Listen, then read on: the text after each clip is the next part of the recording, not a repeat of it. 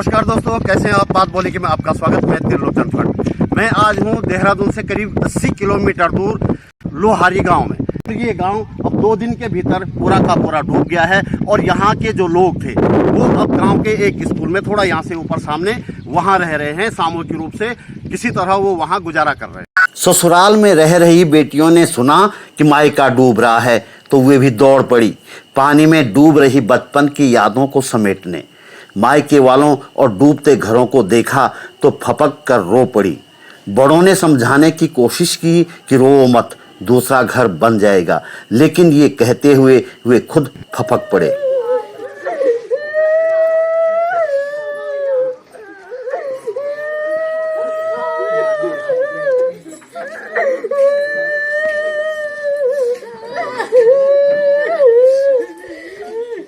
देहरादून जिले का लोहारी गांव पहाड़ का एक और ऐसा अभागा गांव है जो देश को बिजली देने के लिए जल समाधि ले रहा है। घर धीरे धीरे पानी में डूब रहे हैं। गांव के पास ही बांध निर्माण कंपनी ने रोड़ियों का एक ऊंचा ढेर लगाया है। गांव के लोग दिन भर रोड़ियों के इस ढेर पर बैठकर अपने घरों, खेतों, मंदिरों और पेड़ों को डूबते हुए देख रहे हैं, मानो अंतिम क्षण तक अपने डूबते गांवों को पलकों में समेटने का प्रयास कर रहे हों। 120 मेगावाट क्षमता वाली ब्यासी जल विद्युत परियोजना के लिए 634 मीटर ऊंचा बांध बनाया गया है।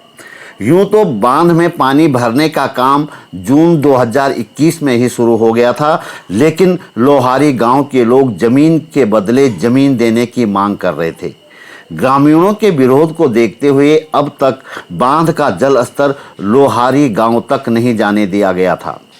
पिछले हफ्ते अचानक गांव के 72 परिवारों को 48 घंटे में गांव खाली करने का फरमान जारी कर दिया गया, वह भी बिना वैकल्पिक व्यवस्था के।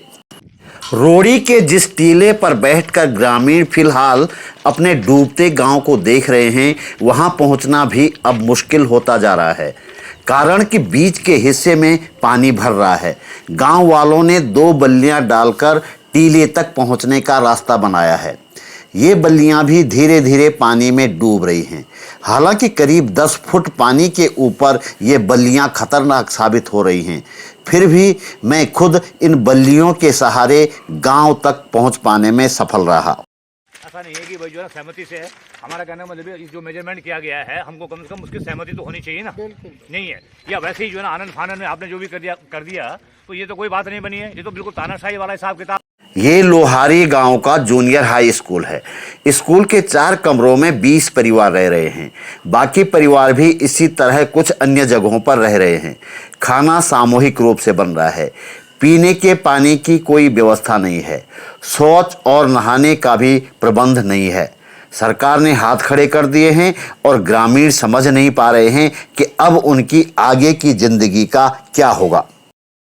भैया आप तो सब दिक्कतें देख, यहाँ तो दिक्कत है। ना तो शौचालय, ना हमें रहने के लिए छत है। ये स्कूल है, स्कूल में डेरा बैठे हुए हैं, सब सारी दिक्कत तो है।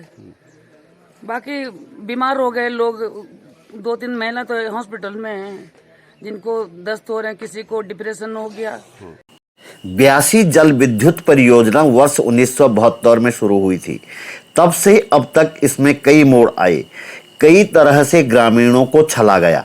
इस बारे में सिलसिलेवार जानकारी के लिए बात बोलेगी पर अगला वीडियो अवश्य देखिएगा। नमस्कार।